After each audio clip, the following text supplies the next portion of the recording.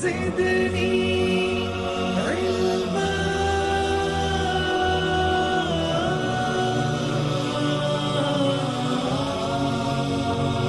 رب زدني علما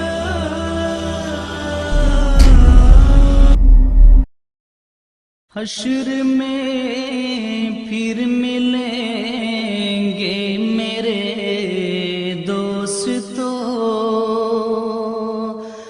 بس یہی ہے مقام آخری حشر میں پھر ملیں حامدوں و مسلیہ اما بعد قال اللہ تبارک و تعالی فی القرآن المجید والفرقان الحمید اعوذ باللہ السمیع العلیم من الشیطان الرجیم من حمزہ ونفخہ ونفثہ بسم اللہ الرحمن الرحیم حتى إذا جاء أحدهم الموت قال رب ارجعون لعلي أعمل صالحا فيما تركت كلا إنها كلمة هو قائلها ومن ورائهم برزخ إلى يوم يبعثون. عن أنس بن مالك رضي الله عنه يقول قال رسول الله صلى الله عليه وسلم يتبع الميت ثلاثة فيرجع اثنان ويبقى معه واحد فيتبعه أهله وماله وعمله فيرجع أهله وماله ويبقى عمله. رواه البخاري. رب اشرح لي صدري ويسر لي امري واحلل عقدة من لساني يفقهوا قولي. اللهم اني اسالك علما نافعا ربي زدني علما امين یا رب العالمین. تمام قسم کی حمد و ثنا، تعریف و توصیف، رکوع، سجدے، نظر و نیاز، ہر قسم کی مالی و قولی عبادتیں اسے ایک اللہ سبحانہ و تعالی وحدہ لا شریک لہ جل جلالہ کے لائق و زیبا ہے، جو تمام جہانوں کا خالق، مالک و پالنہار، مدبر و مشکل کشا و حاجت روا، جس کی ذات میں کوئی شکوہ نہیں، جس کی دانش میں کوئی شکایت نہیں، وہ ہر خطا سے لاریب ہے، جس نے لفظ کن کہہ کر صرف 6 دنوں میں اس کائنات کو پیدا فرمایا. سبحان اللہ و بحمدہ سبحان اللہ العظیم. لاکھوں کروڑوں بے شمار و بے حساب درود اور سلام ہو ہادی برحق، رہبر شریعت، شافعی محشر، ساقی کوثر، محمد عربی مکی و مدنی، امام اہل توحید محمد رسول اللہ صلی اللہ علیہ وسلم کی ذات گرامی پر. سلام اس پر کہ جس نے اسرار محبت سمجھائے، سلام اس پر کہ جس نے زخم کھا کر پھول برسائے، سلام اس پر کہ جس کی سادگی درس بصیرت ہے، سلام اس پر کہ جس کی ذات محسن انسانیت ہے، درود اس پر کہ جس کے ساتھ گھر والے جنگ کرتے تھے، درود اس پر کہ جس کو وطن کے لوگ تنگ کرتے تھے، درود اس پر کہ جس نے خون کے پیاسوں کو خوبائیں دی، درود اس پر کہ جس نے گالیاں سن کر بھی دعائیں دی. اللہم صلی علی محمد وعلی آل محمد کما صلیت علی ابراہیم وعلی آل ابراہیم انک حمید مجید. اللہم بارک علی محمد وعلی آل محمد کما بارکت علی ابراہیم وعلی آل ابراہیم انک حمید مجید. قابل احترام بزرگوں، صدر محترم، عزیز نوجوان ساتھیوں، پردے میں بیٹھ کر سننے والی خواتین امت، سابق مقرر حافظ محمد انصار کی ایسی عالمانہ گفتگو کے بعد میں آپ کے سامنے مناسب نے سجوں گا طالب علم ہونے کی حیثیت سے کچھ آپ کے سامنے باتیں پیش کروں. اللہ رب العالمین سے دعا ہے کہ اللہ رب العالمین مجھے صحیح بولنے اور حق بولنے کی توفیق عنایت فرمائے، آمین. حضرات، یہ اللہ سبحانہ و تعالیٰ کا کرم فضل احسان ہے کہ اس نے مجھے اور آپ کو بے مانگے بے پوچھے امت محمدیہ میں پیدا فرمایا. اللہ کا احسان عظیم ہے کہ جب اس دور میں، اس معاشرے میں فتنے برپا ہوئے، قرآن اور صحیح احادیث کا حوالہ لے کر ان فتنوں کا سر کچلنے کی توفیق عنایت فرمائی. اللہ کا احسان عظیم ہے کہ اس فتنے والے دور میں صحیح منہج اور صحیح عقیدے پر قائم رہنے کی توفیق عنایت فرمائی. حضرات، موضوع سخن آپ کے سامنے پیش کیا گیا، عمل ہو اگر زندگی میں تو خبر میں چین کتنا ہے. آئیے اس گفتگو کو اس مثال کے ذریعے، اس مثال کے ساتھ آغاز کرنا پسند کروں گا. مثال کے طور پر اگر ایک بچہ ہے، آپ کی ایک بچی ہے جو کالج میں پڑھ رہا ہوتا ہے، کالج میں پڑھ رہی ہوتی ہے، آپ کا بچہ انٹر میں ہے، آپ کا بچہ 10th میں ہے، آپ کا بچہ ڈگری میں ہے، اس کے ایگزامز آتے ہیں، اس کے امتحانات کے دن قریب آتے ہیں، والدین اس سے کہتے ہیں کہ بیٹا امتحانات آ رہے رہے ہیں تیاری کر لو, کوشچن مارکس پڑھ لو, آنسرز پڑھ لو, جو بھی دیکھنا ہے دیکھ لو, ہم تمہاری فیس بھر دیں گے, تمام تر تمہاری خواہشیں فائنل ایگزامز میں کامیاب ہونے کے بعد تمہاری خواہشیں ہم پوری کر دیں گے. بس بیٹا تم ڈگری میں فرسٹ آنا, تم انٹر میں فرسٹ آنا, تم 10th میں فرسٹ آنا, خاندان میں تمہاری واہ واہ ہوگی, خاندان میں تمہاری تعریف ہوگی, تم جو کہو گے تمہارے بارے میں چرچے ہوں گے, تمہاری تعریفیں ہوں گی, تمہارے چرچے چلیں گے. اگر تم فیل ہو جاؤ گے, اگر تم ناکام ہو جاؤ گے, اگر تم سستی کرو گے پڑھنے کے لیے لکھنے کے لیے, تو یاد رکھو خاندان میں ہم منہ نہیں دکھا سکتے کہ ہمارا بیٹا ناکام ہو گیا, ہماری بیٹی ناکام ہو گئی, ہماری بچی ناکام ہو گئی, ہماری بھتیجی ناکام ہو گئی. حضرات یاد رکھیے ایگزامینیشن ہال میں تو کم از کم یہ وقت ہے 180 منٹ طالب علم کو دیے جاتے ہیں, 3 گھنٹے طالب علم کو بتائے جاتے ہیں. ان 180 منٹ میں چھوٹے کوشچن اینڈ آنسرز لکھنا ہے, بڑے آنسرز بھی لکھنا ہے, فل ان دا بلینکس بھی لکھنا ہے, چوز دا کریکٹ آنسرز بھی لکھنا ہے, یا پھر خالی پیپر واپس لوٹانا ہے. 180 منٹ کے بعد ایگزامینر آتا ہے, آپ کے پاس سے پیپر چھین لیتا ہے. آپ چاہے کسی MLA کے بیٹے ہو, آپ MP کے بیٹے ہو, آپ پرائم منسٹر کے بیٹے ہو, آپ کی وہاں پر نہیں چل سکتی. یاد رکھیے یہی مثال زندگی کے 3 گھنٹے میرے اور آپ کی زندگی بھی ایسی ہی ہے. وہاں تو 180 منٹ دیے جا رہے ہیں, یہاں معلوم میرے اور آپ کی زندگی کا پرچہ ملک الموت آ کر کب چھین لے. دنیا میں آدم علیہ السلام آئے چلے گئے, موسیٰ علیہ السلام آئے چلے گئے, عیسیٰ علیہ السلام آئے چلے گئے, نوح علیہ السلام آئے چلے گئے, داؤد علیہ السلام آئے چلے گئے, حتیٰ کہ امام بخاری آئے چلے گئے, امام نسائی آئے چلے گئے, امام ابو داؤد آئے چلے گئے, امام شیخ الاسلام علامہ ابن تیمیہ رحمۃ اللہ علیہ آئے چلے گئے, امام شافعی آئے چلے گئے, امام ابو حنیفہ آئے چلے گئے, امام مالک آئے چلے گئے, امام احمد بن حنبل رحمۃ اللہ علیہ آئے چلے گئے, شیخ الاسلام علامہ احسان اللہ ظہیر آئے چلے گئے, شیخ الاسلام علامہ ثناء اللہ امرتسری آئے چلے گئے. دنیا میں اگر کسی کو بقا حاصل ہے اللہ سبحانہ و تعالیٰ کی ذات ہے, کل من علیہا فان, ہر ذات فنا ہونے والی ہے, ویبقا باقی رہنے والی ذات ہے, ذو الجلال والاکرام, وہ اللہ رب العالمین کی ذات ہے, وہ اللہ رب العالمین کی ذات ہے. میں اور آپ بھی آئے ہیں دنیا سے رخصت ہونا ہے, رخصتی سے پہلے اس کی بات ہی کچھ اور ہے. امتحان میں جا کر امتحان لکھنے کی جو تیاری کر کر جاتا ہے, زندگی ایک امتحان ہے. آئیے اللہ رب العالمین میں سورۃ المومنون میں فرمایا, حتی اذا جاء احدهم الموت قال رب ارجعون لعلی اعمل صالحا فیما ترکت کلا انہا کلمۃ هو قائلها ومن ورائہم برزخ الی یوم یبعثون. جب ان میں سے کسی کو موت آنے لگتی ہے, جب ملک الموت آ کر روح کو کھینچنے لگتے ہیں, تو وہ کہتا ہے کہ مجھے واپس اپنی دنیا میں لوٹا دے میرے اللہ, کہ میں نیک اعمال کر سکوں. لیکن تمہیں وہاں پر وقت نہیں دیا جائے گا. گنہگار کہیں گے مجھے لوٹا دے اپنی دنیا میں تاکہ میں جا کر نیک اعمال کر سکوں. خطاکار کہیں گے مجھے لوٹا دے دنیا میں تاکہ میں نیک اعمال کر سکوں. کہنے والے کہیں گے مجھے لوٹا دے میرے اللہ تاکہ میں نیک اعمال کر سکوں. لیکن آپ کی زندگی کا پرچہ آپ ملک الموت چھیننے آ رہے ہیں. آپ کے پاس 29 سال تھے, آپ کے پاس 60 سال تھے, آپ کے پاس 70 سال تھے. نمازیں پڑھ کر اللہ کو راضی کر سکتے تھے, توحید پہ قائم رہ کر اللہ کو راضی کر سکتے تھے, پیارے نبی کی اطاعت کو بجا لا کر اللہ کو راضی کر سکتے تھے, ماں باپ کی فرما برداری بجا لا کر اللہ کو راضی کر سکتے تھے, یتیم کی کفالت کر کر اللہ کو راضی کر سکتے تھے, غریب بچوں کی شادیاں کرا کر اللہ کو راضی کر سکتے تھے, اپنے بیٹے کو حافظ قرآن بنا کر ذخیرہ آخرت بنا سکتے تھے, اپنے بیٹے کو عالم دین بنا کر آخرت کا توشہ تیار کر سکتے ہیں. لیکن اب آپ کے پاس وقت نہیں ہے, اب آپ کے پاس وقت نہیں ہے. جو کرنا تھا اب تک, فرشتے اب دکھ رہے ہیں آپ کو فرشتے سامنے نظر آ رہے ہیں, ملک الموت نظر آ رہے ہیں, کہہ رہے ہیں آپ کی روح نکل رہی ہے. اب آپ کے پاس توبہ کی مہلت نہیں, اب آپ کے پاس استغفار کی مہلت نہیں, اب آپ کے پاس عمل صالح کرنے کی مہلت نہیں.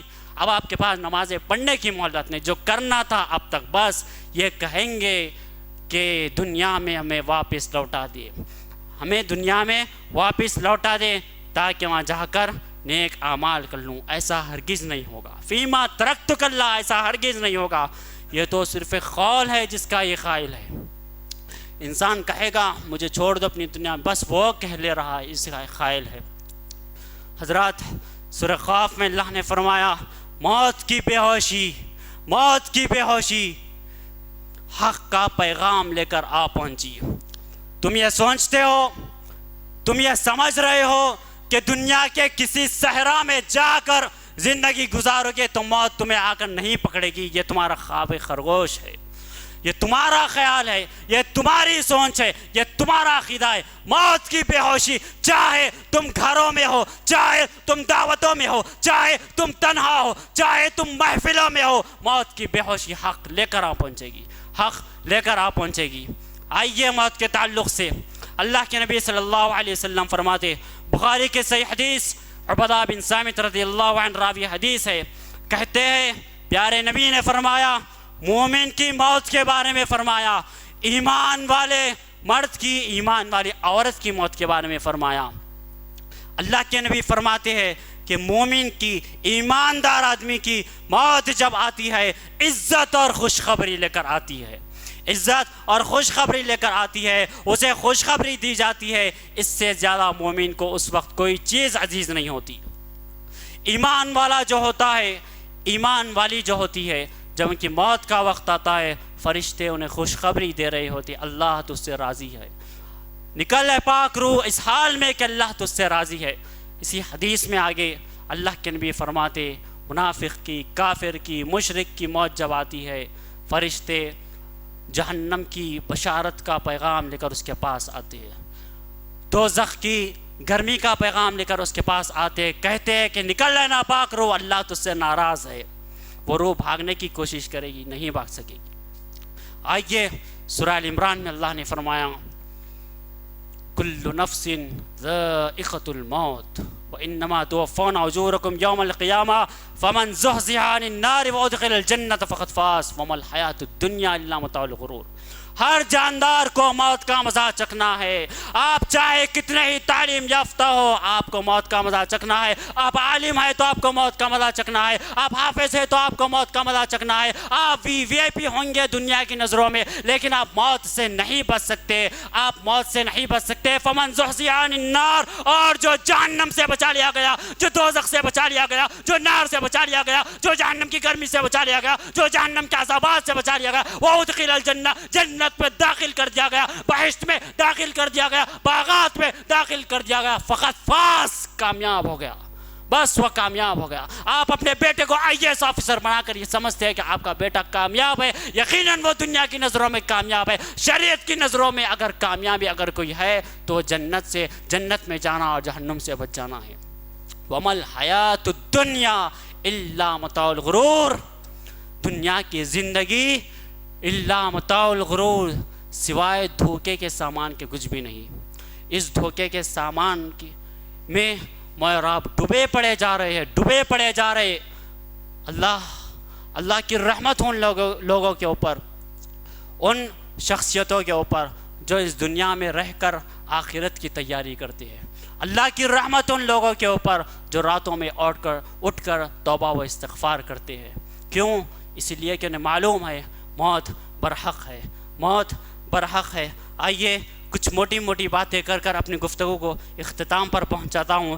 ترمذی کی حدیث ہے عثمان بن عفان رضی اللہ تعالی عنہ، دیکھیے اسلاف امت کا کیسا عمل تھا، کیسا تقوی تھا، کیسے پاک تھے، کیسی ان کی سوچ تھی، ایسے اعمال کرتے زمین پر رہ کر انہوں نے آسمان والے کو راضی کر لیا، جن کے بارے میں قرآن رضی اللہ عنہم ورضوا عنہ کہتا ہے، جن کے بارے میں قرآن تجری من تحتها الانہار کہتا ہے، جن کے بارے میں قرآن ثانی اثنین کہتا ہے، جن کے بارے میں قرآن اولئک هم المفلحون کہتا ہے، جن کے بارے میں قرآن اولئک هم الراشدون کہتا ہے، جن کے بارے میں قرآن اولئک هم الفائزون کہتا ہے، جن کے بارے میں قرآن اولئک هم المهتدون کہتا ہے، یہ لوگوں کا یہ حال ہے۔ ثالث، خلیفہ ثالث حضرت عثمان بن عفان رضی اللہ عنہ کے بارے میں آتا ہے، ترمذی کی صحیح حدیث ہے، اللہ کے نبی صلی اللہ علیہ وسلم کی قول بیان کرنے سے پہلے یہ صحابی رسول کا واقعہ آپ کے سامنے بیان کرتا ہوں۔ اسی حدیث میں حضرت عثمان بن عفان رضی اللہ عنہ جب بھی کسی قبرستان سے گزرتے، جب بھی کسی خبر کو دیتے، اتنا روتے اتنا روتے اتنا روتے، آپ کی داڑھی مبارک آنسوؤں سے تر تر تر ہو جاتی۔ یہ کون ہے؟ یہ کون ہے جن کے بارے میں اللہ کے نبی صلی اللہ علیہ وسلم نے فرمایا میرے صحابہ تمام جنتی ہے؟ یہ لوگوں کا یہ حال ہے جن کی رات اللہ کو راضی کرنے کے لیے گزر رہی ہو، جن کے اخلاق اتنے عظیم، جن کے کردار اتنے عظیم، دوستو دو دشمن بھی آپ کو دیکھ کر اپنے مرید ہو جاتے۔ یہ ان لوگوں کا حال ہے، یا اسلاف کا حال ہے، یا حضرت عثمان کا حال ہے۔ حضرت عثمان بن عفان رضی اللہ عنہ اتنا روتے کہ آپ کی داڑھی تر ہو جاتی، آپ کی داڑھی تر ہو جاتی۔ ساتھیوں نے پوچھا، صحابہ نے پوچھا، آپ کے رفیقوں نے پوچھا، آپ کے سامنے جب جنت کا تذکرہ ہوتا ہے، جب جہنم کا تذکرہ ہوتا ہے، آپ اتنا نہیں روتے جتنا خبر کا تذکرہ ہونے پر روتے؟ سنیے سنیے خلیفہ ثالث حضرت عثمان بن عفان رضی اللہ عنہ کا جواب۔ کہتے ہیں اللہ کے نبی صلی اللہ علیہ وسلم نے فرمایا کہ خبر آخرت کی منزلوں میں سے پہلی منزل ہے، اگر یہ منزل آسانی سے طے ہو گئی اس کے بعد کے مرحلے بھی آسانی سے طے ہو جائیں گے، اور اگر یہاں پر انسان چوک گیا، اگر یہاں پر انسان خبر کا عذاب چکنے پر مجبور ہو گیا، اس کے اعمال کی بنا پر اس کو عذاب دیا جا رہا ہوگا، تو یہیں سے اس کی تباہی شروع ہے، یہیں سے اس کی بربادی شروع ہے۔ مزید فرماتے ہیں اللہ کے نبی صلی اللہ علیہ وسلم نے فرمایا گھبراہٹ اور سختی کے اعتبار سے، سنیے یہ کون کہہ رہے ہیں؟ آمنہ کے لختے جگر کے الفاظ ہے، علیمہ کے نور نظر کے الفاظ ہے، شافعی محشر کے الفاظ ہے، ساقی کوثر کے الفاظ ہے، رسول معظم کے الفاظ ہے، امام اہل توحید محمد رسول اللہ صلی اللہ علیہ وسلم اپنی لسان نبوت اپنی پاک زبان سے کہہ رہے ہیں کہ گھبراہٹ اور سختی کے اعتبار سے میں نے خبر سے زیادہ خوفناک منظر نہیں دیکھا۔ ہوتا ہے نا دنیا میں یہ ہوتا ہے کہ آپ کا بچہ یا میں، آپ کے گھر والے کسی خوفناک چیز کو، خوفناک ایکسیڈنٹ کو دیکھتے ہیں تو اس کا چہرہ ہیبت سے کالا ہو جاتا ہے، انسان خوف کھانے لگتا ہے۔ دنیاوی معاملات میں ایک خوفناک ایکسیڈنٹ اگر دیکھتا ہے تو اس کے دل میں دہشت اور خوف ہوتا ہے کہ کہیں میں بھی اسی طرح حادثے کا شکار نہ ہو جاؤں۔ یہ دنیا میں ہوتا ہے، لیکن پیارے نبی کے الفاظ، خبر ایک ایسی جگہ ہے جو گھبراہٹ اور سختی کے اعتبار سے، خوف کے اعتبار سے خبر سے خطرناک جگہ کوئی بھی نہیں۔ آئیے اسی طرح ابن ماجہ کی حدیث ہے، راوی حدیث ابو ہریرہ رضی اللہ عنہ ہے، اللہ کے نبی صلی اللہ علیہ وسلم فرماتے ہیں کہ نیک انسان کو فرشتے مبارکبادی دیتے ہیں اور کہتے ہیں کہ نکل اے پاک جان جو ایک پاک جسم میں تھی۔ جب فرشتے آتے ہیں، جب ملک الموت آتے ہیں اور نیک انسان سے کہتے ہیں نکل، تو پاک تھی، ایمان والی روح تھی، توحید پرست روح تھی، تو نکل اس حال میں کہ اللہ تجھ سے راضی ہے اور تو قابل تعریف ہے اور خوش ہو جا کہ اللہ کی رحمت سے اللہ تجھ سے ناراض نہیں ہوگا۔ اسی طرح بخاری کی روایت ہے، ابو سعید خدری رضی اللہ عنہ فرماتے ہیں اللہ کے نبی صلی اللہ علیہ وسلم فرماتے ہیں سنو، غور سے ذرا اپنے کانوں کو، اپنے دل کو، اپنے دماغ کو صاف کر آخرت کو اپنے منزل مقصود سمجھ کر سنو۔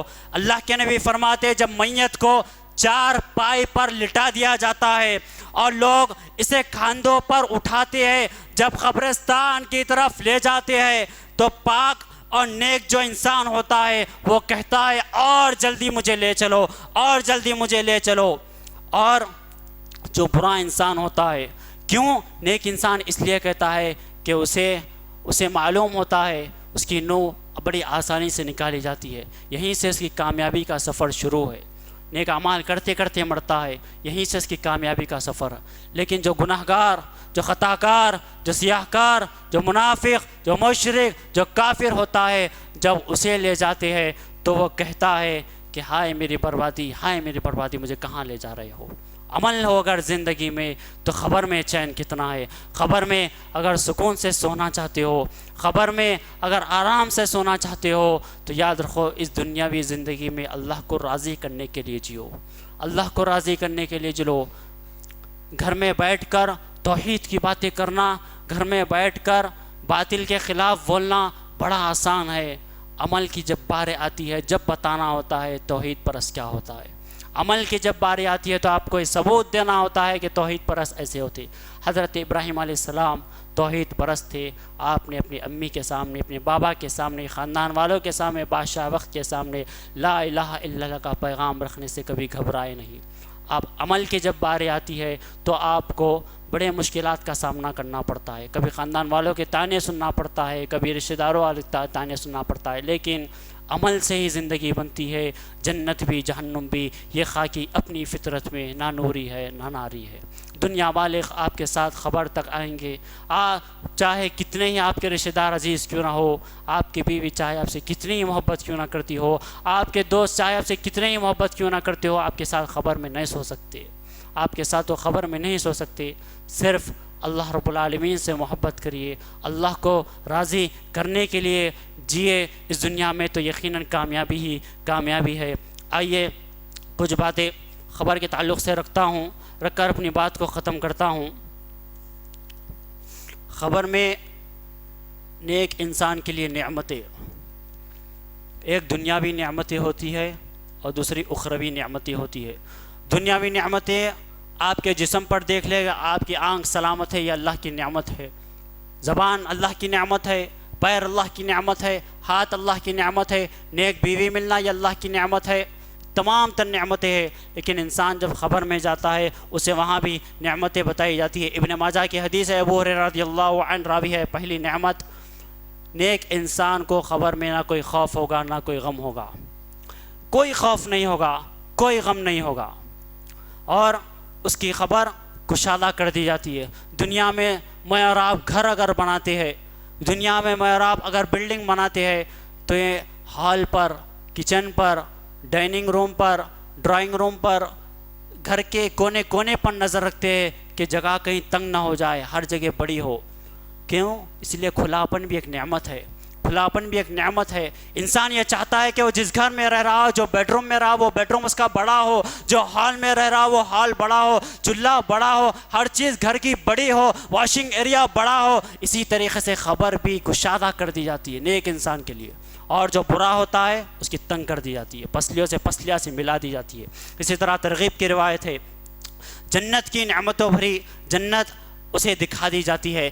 جو نیک انسان ہوتا ہے اسے صبح اور شام میں اس کا ٹھکانہ دکھا دیا جاتا ہے کہ قیامت کے دن جب اٹھیں گے، حساب کتاب ہوگا، تمہارا یہ ٹھکانہ ہے، یہ تمہارا ٹھکانہ ہے کہ تم جنت میں جانے والے ہو۔ اور جو گنہگار، جو منافق، جو مشرک ہوگا، اسے دکھایا جاتا ہے کہ جنت تھی، تم اللہ کو راضی کر کے جنت کو حاصل کر سکتے تھے، لیکن یہ جہنم ہے، یہ تمہارا ٹھکانہ ہے۔